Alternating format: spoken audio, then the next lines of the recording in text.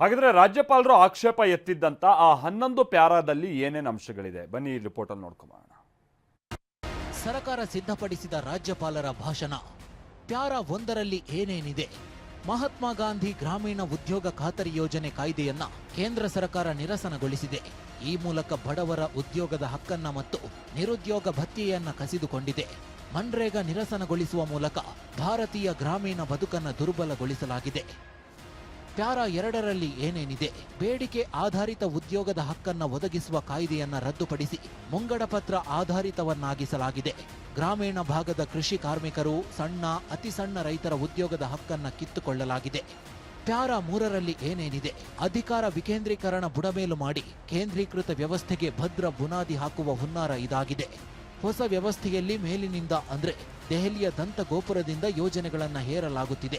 ರಾಷ್ಟ್ರದ ಯಾವುದೇ ಪಂಚಾಯಿತಿ ತನ್ನ ಅವಶ್ಯಕತೆಗಳು ಮತ್ತು ಬೇಡಿಕೆಗಳಿಗೆ ತಕ್ಕಂತೆ ಯೋಜನೆಗಳನ್ನು ರೂಪಿಸಿಕೊಳ್ಳುವ ಸ್ವಾತಂತ್ರ್ಯ ಹರಣ ಮಾಡಲಾಗಿದೆ. ವಿಬಿಜಿ ರಾಮ್ಜಿ ರಾಷ್ಟ್ರದ ಹಿತಾಸಕ್ತಿಯನ್ನ ವಿನಾಶದ ಅಂಚಿಗೆ ದೂಡುವ ಅತ್ಯಂತ ದೊಡ್ಡ ಪ್ರಗತಿ ವಿರೋಧಿ ಕ್ರಮ ಇದಾಗಿದೆ. ಪ್ಯಾರಾ 4ರಲ್ಲಿ ಏನೇನಿದೆ? ವಿಬಿಜಿ ರಾಮ್ಜಿ ಬಂಡವಾಳಶಾಹಿಗಳ ಹಿತಾಸಕ್ತಿ ಗುತ್ತಿಗೆದಾರರ ಕೇಂದ್ರೀಕೃತ ಯೋಜನೆಯಾಗಿದೆ. ಗ್ರಾಮೀಣ ಆಸ್ತಿ ಸೃಜನೆಯ ಮೇಲೆ ಮತ್ತು ಕೂಲಿಕಾರರು ಇರುವ ಸ್ಥಳಗಳಲ್ಲಿಯೇ ಉದ್ಯೋಗ ಒದಗಿಸುವ ಉದ್ದೇಶಗಳನ್ನು ತರಗೆಲೆಗಳಂತೆ ಉದುರಿಸಲಾಗಿದೆ. ಇಂಥ ಪ್ರಗತಿ ವಿರೋಧಿ ಕ್ರಮವನ್ನು ನನ್ನ ಸರ್ಕಾರ ಬಲವಾಗಿ ಖಂಡಿಸುತ್ತದೆ.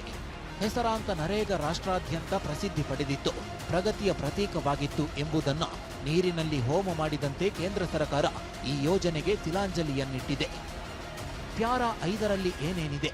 ನರೇಗಾ ಯೋಜನೆಯನ್ನು ರದ್ದುಪಡಿಸಿ ಹೊರಬಂದಿರುವ ವಿಬಿಜಿ ರಾಮ್ಜಿ ಕೇಂದ್ರದಿಂದ ಹೇರಲ್ಪಡುತ್ತದೆ. ದೆಹಲಿಯಲ್ಲಿ ಒಂದು ಅಧಿಕಾರಿಗಳ ಪರಿಷತ್ತನ್ನು ರಚಿಸಲಾಗಿದೆ. ಈ ಅಧಿಕಾರಿಗಳ ಪರಿಷತ್ತು ಯಾವ ಪಂಚಾಯಿತಿಗಳಲ್ಲಿ ಈ ಯೋಜನೆಗಳನ್ನು ಜಾರಿಗೆ ತರಬೇಕೆಂಬುದನ್ನು ನಿರ್ಣಯಿಸುತ್ತದೆ. ಇದೆಂತಹ ವಿಪರ್ಯಾಸ! ಉದ್ಯೋಗ ಅರಸಿ ದೊಡ್ಡ ದೊಡ್ಡ ಪಟ್ಟಣಗಳಿಗೆ ಗುಳೆ ಹೋಗುವ ಅಥವಾ ವಲಸೆ ಹೋಗುವ ವ್ಯವಸ್ಥೆಯನ್ನ ವಿಬಿಜಿ ರಾಮ್ಜಿ ಪುನರ್ ಸ್ಥಾಪಿಸುತ್ತದೆ. ಈ ಯೋಜನೆಯನ್ನ ನನ್ನ ಸರ್ಕಾರ ಅತ್ಯಂತ ಪ್ರಬಲವಾಗಿ ವಿರೋಧಿಸುತ್ತದೆ.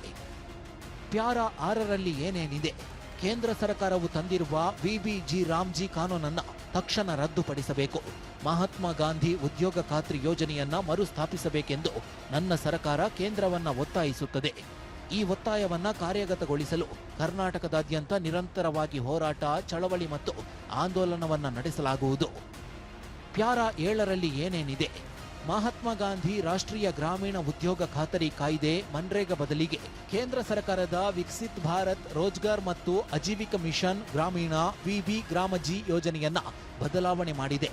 ದಲಿತರು, ಆದಿವಾಸಿಗಳು, ಮಹಿಳೆಯರು, ಹಿಂದುಳಿದ ವರ್ಗಗಳು ಮತ್ತು ಕೃಷಿ ಸಮುದಾಯಗಳ ಉದ್ಯೋಗ ಹಕ್ಕುಗಳನ್ನು ಮೊಟಕುಗೊಳಿಸುತ್ತದೆ. ಪ್ಯಾರಾ 8ರಲ್ಲಿ ಏನೇನಿದೆ? ಉದ್ಯೋಗ ಖಾತರಿ ಕಾನೂನನ್ನು ರದ್ದುಗೊಳಿಸಿ ಹೊಸ ಕಾನೂನನ್ನು ಪರಿಚಯಿಸುವಾಗ ರಾಜ್ಯಗಳ ಅಭಿಪ್ರಾಯಗಳನ್ನು ಪಡೆಯಬೇಕಾಗಿತ್ತು. ಕೇಂದ್ರ ಪ್ರಾಯೋಜಿತ ರಾಜ್ಯ ಭಾಗವಹಿಸುವಿಕೆಯನ್ನ ಒಳಗೊಂಡಿರುತ್ತದೆ. ರಾಜ್ಯಗಳೊಂದಿಗೆ ಸಮಾಲೋಚಿಸದೆ ಅಂತಹ ಕಾನೂನನ್ನು ಜಾರಿಗೆ ತಂದಿರುವುದು ಅಸಂವಿಧಾನಿಕ ನಡವಳಿಕೆಗೆ ಸಮಾನವಾಗಿರುತ್ತದೆ.